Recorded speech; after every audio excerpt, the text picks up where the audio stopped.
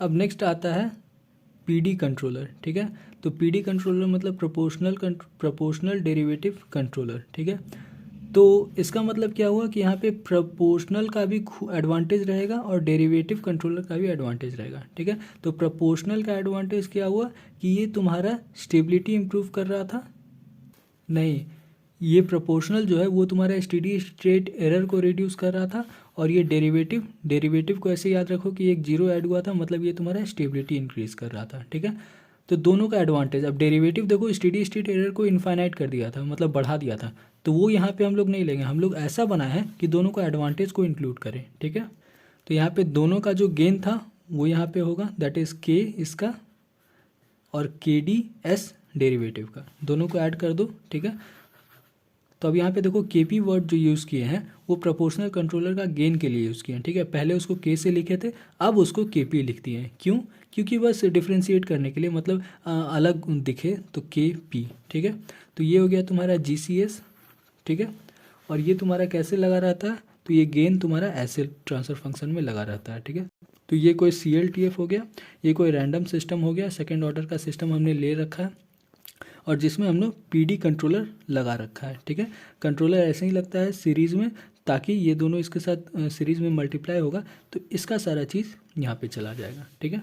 अब यहाँ पे गेन पे ज़रा फोकस करोगे तो देखो के पी प्लस के डी एस है, तो ये जी सी एस अगर ट्रांसफर फंक्शन मानोगे तो ये तुम्हारा क्या हो जाएगा, न्यूमरेटर, और न्यूमरेटर में एक एस का टर्म है, मतलब जीरो एट ऑरिजिन, ठीक है। तो इसका मतलब हम लोग बोल सकते हैं कि पीडी कंट्रोलर में हमने एक जीरो ऐड किया है जो कि ऑरिजिन पे है, ठीक है। सॉरी, ऑरिजिन पे नहीं, अगर इसको जीरो से इक्वेट करोगे तो तुम्हें क्या मिलेगा, के माइनस के पी अपॉन के डी, ठीक है। तो इसका मतलब हम लोग कह सकते हैं कि एक जीरो हमने ऐड किया है जो कि लेफ्ट हैंड साइड में है, ठीक है। सिंपल डेरिवेटिव में ऑरिजिन पे था, यहाँ पे लेफ्ट हैंड साइड में है। इसका एडवांटेज क्या होगा कि ये जो चीज़ है ये तुम्हारा ओ एल टी एफ में चला जाएगा, ठीक है। और इसका मतलब क्या हुआ कि ओ एल टी एफ में हम एक जीरो ऐड कर रहे हैं जो कि एक लेफ्ट हैंड साइड में है, मतलब ये सी एल टी एफ के स्टेबिलिटी को इंक्रीज़ कर देगा, ठीक है। ये गलत लिखा गया है, गलती से यहाँ इंक्रीज़ होगा, ठीक है, इंक्रीज़। अब देखते हैं स्टेडी स्टेट एरर में क्या चीज़ हुआ है। तो देखो ये तुम्हारा हो गया विथ कंट्रोलर, और इसी में ये हटा दो, सिंपल ये रहेगा तो विदाउट, ठीक है। तो विदाउट में हमने स्टेडी स्टेट एरर निकाला। अब यहाँ पे हमने इनपुट जो है टी यू टी लिया। अब देखो इस चीज़ को समझो, क्यों यहाँ पे रैंप लिया, क्योंकि हर सिग्नल को ये पास नहीं करेगा, ठीक है। ये सेकेंड ऑर्डर सिस्टम है तो इसके लिए स्पेसिफिक इनपुट देंगे तभी ये उसको हैंडल करेगा, ठीक है। इसीलिए हम लोगों ने टी यू टी लिया, ठीक है, रैंप इनपुट। इसमें कोई रॉकेट साइंस नहीं है, ठीक है। बहुत सारा क्या बोलते हैं, लैब में एक्सपेरिमेंट हुआ होगा तो उसके अकॉर्डिंग ये, ठीक है।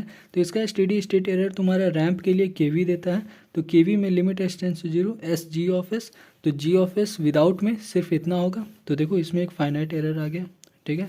विथ अगर करोगे तो ये वाला चीज़ इसका साथ मिल के कम्प्लीट ये ओ एल टी एफ बन जाएगा, तो स्टेडी स्टेट एरर तुम निकालोगे। स्टेडी स्टेट एरर अगेन तुम समझते हो कि ये सी एल टी एफ का सिस्टम पे निकाला जाता है और ओ एल टी एफ पे अप्लाई किया जाता है, ठीक है। तो ओ एल टी एफ पे हमने अप्लाई किया तो देखो हमें स्टेडी स्टेट एरर जो है ये मिला, ठीक है। अब इसमें देखो ये जो के पी है वो डिनोमिनेटर में है, इसका मतलब क्या हुआ कि यहाँ पे जो भी चीज़ था उससे एक्स्ट्रा ये डिवाइड हो रहा है, मतलब कहीं ना कहीं ये स्टेडी स्टेट एरर के वैल्यू को और रिड्यूस कर रहा है। यहाँ पे जो भी वैल्यू आएगा उसको अगर इस फैक्टर से हम डिवाइड कर देंगे तो ये वैल्यू तो घटेगा ही ना भाई। इसका मतलब क्या हुआ कि स्टेडी स्टेट एरर रिड्यूस होता है इस कंट्रोलर की बदौलत, ठीक है। तो PD controller decreases the steady state error, समझे, ये लिखने में गड़बड़ी हो गया होगा, यहाँ पे स्टेडी स्टेट एरर आएगा, ठीक है, ठीक है। तो अब यहाँ ध्यान दो कि ये स्टेडी स्टेट एरर को डिक्रीज किया है बाय फैक्टर के पी, लेकिन जीरो नहीं किया है। हमारा रिक्वायरमेंट क्या है कि एरर को जीरो करना, ठीक है, तभी हम उसको बढ़िया सिस्टम कहेंगे, ठीक है। तो बस ये ध्यान में रखना, क्योंकि पीआईडी कंट्रोलर लास्ट में पढ़ोगे वो स्टेडी स्टेट एरर को एकदम जीरो कर देता है, ठीक है। तो ये चीज़ हो गया। अब क्या है, अदर टाइम डोमेन पैरामीटर भी स्टडी कर लेते हैं कि ये कंट्रोलर लगाने से other time domain parameter that is damping ratio, zeta, time delay, time constant, ये सब पे क्या असर पड़ा, ठीक है। तो ये सब देख लो, इसका ओ एल टी एफ है, इसका के पी को 1 कंसिडर कर लेते हैं हम लोग, ठीक है। तो इस OLTF से हमने CLTF बनाया, तो CLTF में हमारा ये एक्सप्रेशन आया, ठीक है। अब इस एक्सप्रेशन को फाइनल ये एक्सप्रेशन आया, ठीक है। अब इस एक्सप्रेशन को स्टैंडर्ड कैरेक्टरिस्टिक इक्वेशन से कंपेयर करोगे तो हमें जीटा का वैल्यू ये मतलब 2 जीटा ओमेगा एन का वैल्यू ये मिलेगा और ओमेगा एन का वैल्यू ये मिलेगा, ठीक है। इसका मतलब क्या हुआ कि फ्रीक्वेंसी तो सेम रह गया लेकिन जीटा ये हो गया, ठीक है। जीटा क्या होता है? इफेक्टिव डैम्पिंग रेशियो, ठीक है। तो कहने का मतलब जो नया सिस्टम है तुम्हारा, ठीक है, उसका वैल्यू यहाँ पे पुट कर दोगे तो तुम्हें जीटा मिल जाएगा, मतलब डैम्पिंग इफेक्टिव डैम्पिंग रेशियो मिल जाएगा। और ये ऐसा चीज़ तुम टाइम डोमेन के फॉर्मूला में पुट करोगे तो तुमको नया टाइम डोमेन फॉर्मूला मिल जाएगा, ठीक है। और उसके बेसिक से तुम पता कर लोगे कि वो टाइम डोमेन पैरामीटर में क्या चेंज आया है, ठीक है। तो वो कंक्लूजन फाइनली यहाँ पे लिखा हुआ है, ठीक है। जैसे देखो सेट डैश क्या बता रहा है?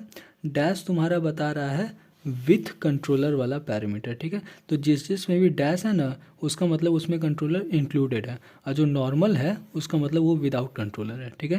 तो जैसे सेटलिंग टाइम में ही देखोगे तो सेटलिंग टाइम विथ कंट्रोलर का कम है with respect to without controller. इसका मतलब क्या हुआ? सेटलिंग टाइम क्या होता है?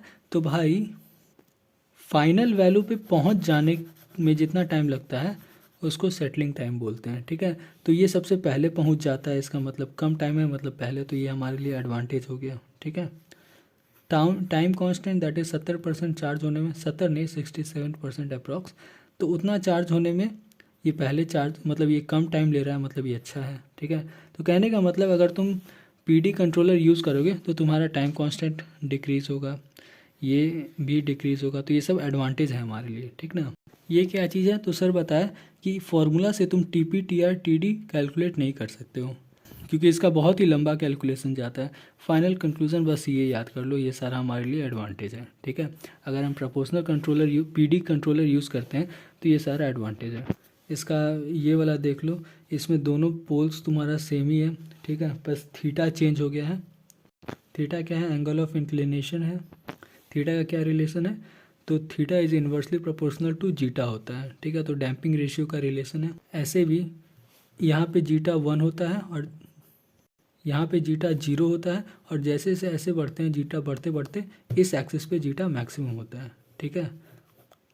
और जीटा तुम्हारा डैम्पिंग ही है। अगर यहाँ पे जीटा 0 है मतलब अनडैम्प्ड, और ऐसे से बढ़ेगा तो स्टेबिलिटी बढ़ रहा है, ठीक है। जीटा के इंक्रीज़ होने से स्टेबिलिटी इंक्रीज़ होता है, ठीक है, स्टेबिलिटी इंक्रीज़ होता है, ठीक है। ये देखो स्टेप रिस्पांस में देखो MPO डिक्रीज़ हो गया, ठीक है। ये MPO डिक्रीज़ हो गया जबकि नॉर्मल MPO ज़्यादा था, कंट्रोलर के साथ MPO डिक्रीज़ हो गया। अब नेक्स्ट आता है इंटीग्रल कंट्रोलर, जिसका एक और नाम है रीसेट कंट्रोलर। तो इंटीग्रल मतलब वर्ड से ही पता चल रहा है, इंटीग्रेशन, इंटीग्रेशन मतलब 1/s। 1/s बोलने का मतलब क्या हुआ? 1/s बोलने का मतलब हुआ कि हम लोग एक पोल ऐड कर रहे हैं ऑरिजिन पे, ठीक है। तो नाम पोल ऐड कर रहे हैं ऑरिजिन पे, इससे ही से पता चल रहा है कि अगर ऑरिजिन मतलब इमेजिनरी एक्सिस पे पोल है तो क्या होता है? मार्जिनल स्टेबल, मतलब इसका स्टेबिलिटी डिक्रीज होगा, मतलब इंटीग्रल कंट्रोलर स्टेबिलिटी को डिक्रीज करता है, ये कंफर्म है, ठीक है। तो अब हमारे लिए यूज़फुल कैसे है? तो देखो ये तुम्हारा टाइप ऑफ CLTF को बढ़ा देता है, मतलब CLTF का टाइप में इंक्रीज़ कर देता है बाई 1। तो ऐसा करने से होता है क्या है कि स्टेडी स्टेट एरर रिड्यूस हो जाता है, समझा। तो एडवांटेज हमारे लिए यही है कि स्टेडी स्टेट एरर को रिड्यूस कर देता है इंटीग्रल कंट्रोलर, ठीक है। यहाँ पे जो गेन होता है वो उसको रिप्रेजेंट करते हैं KI, और इसके साथ एक S रहेगा क्योंकि ये तुम्हारा पोल है, तो ये तुम्हारा कंट्रोलर ऐसे प्लेस कर दिए हैं, ठीक है।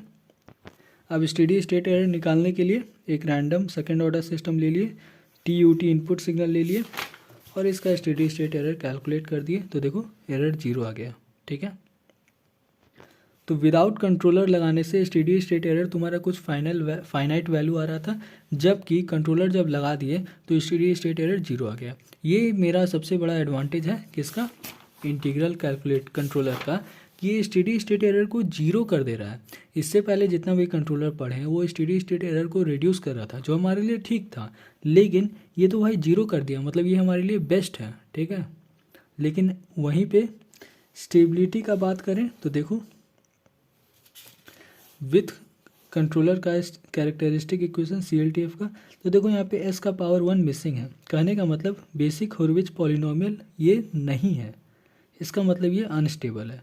ठीक है, इसका मतलब क्या हुआ कि ये स्टेडी स्टेट एरर को जीरो किया, जो कि बहुत अच्छी बात है, लेकिन ये स्टेबिलिटी को भी डिक्रीज़ कर दिया, क्योंकि हमें पता है कि ये वाला जो सिस्टम है ये बाय डिफ़ॉल्ट एक स्टेबल सिस्टम है। ठीक है, और कंट्रोलर के ऐड करने के बाद ये सिस्टम अनस्टेबल बन गया, ये CLTF अनस्टेबल बन गया। ठीक है, तो ये हमारे लिए सबसे बड़ा डिसएडवांटेज भी है।